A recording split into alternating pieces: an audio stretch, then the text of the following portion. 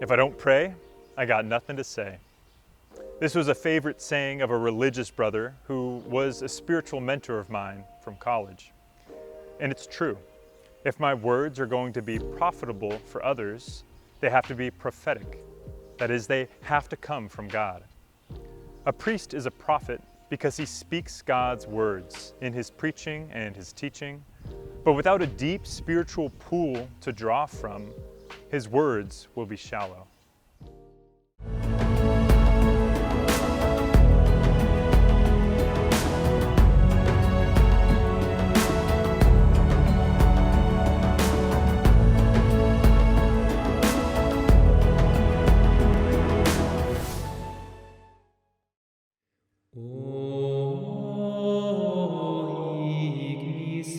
At his ordination, a priest promises to maintain and deepen a spirit of prayer that is proper to the priesthood.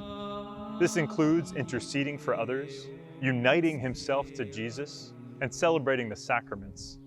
But most explicitly, this means praying the Liturgy of the Hours. The Liturgy of the Hours.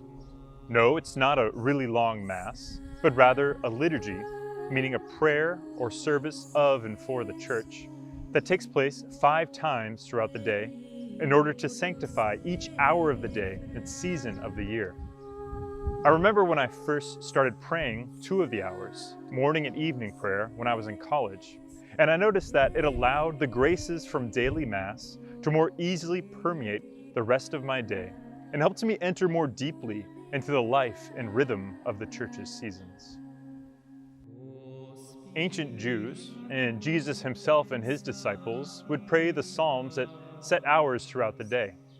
Early Christian monks kept this tradition alive by praying all 150 Psalms each week during set hours as well. Over time, other hymns, prayers, and readings from Scripture were added, and the cycle expanded to 4 weeks and matched to reflect the liturgical seasons of the year, which gives us the present Liturgy of the Hours. Priests, religious, and the lay faithful who choose to share in one common prayer the whole world over, praising God and interceding for the Church and all peoples. Anyone discerning the priesthood should try praying at least 1 of the hours each day. Night prayer is the shortest, by the way, but morning and evening prayer are the 2 main hours. Besides participating in the life of the Church, we need a personal relationship with Jesus. The Eucharist is the beating heart of the Church. So besides daily Mass, spending time with the Lord in Eucharistic adoration during a holy hour is indispensable for the life of the priest. It gives him the grace that will sustain him. All of my breakthroughs as well in discernment came during times of Eucharistic adoration. So get on your knees and open your heart before the Lord and beg for his help. The Rosary can also help us review our lives and reflect on Jesus' life with his mother, Mary. She's a mother of all Christians and all priests too. Mary teaches us to say yes to God in all things. This has been quite a list of prayer practices that are helpful in the life of a priest and can be really helpful for you as well in your discernment. But I don't want you to get overwhelmed, and I wouldn't recommend doing them all right away. As a priest with all the above, I spend 3 to 4 hours in prayer each day, and it's necessary for me to be fruitful in my ministry and rest in God's love. But more important than intensity is consistency. So if you don't pray at all, to try to jump to that would be counterproductive for you.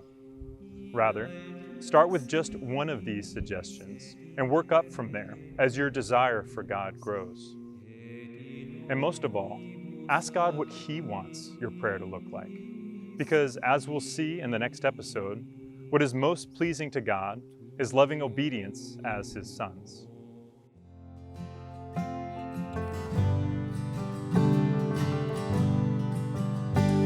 I praise you, God, for I am wonderfully made.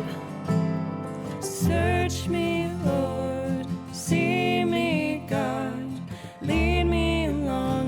salvation path you have in store for me.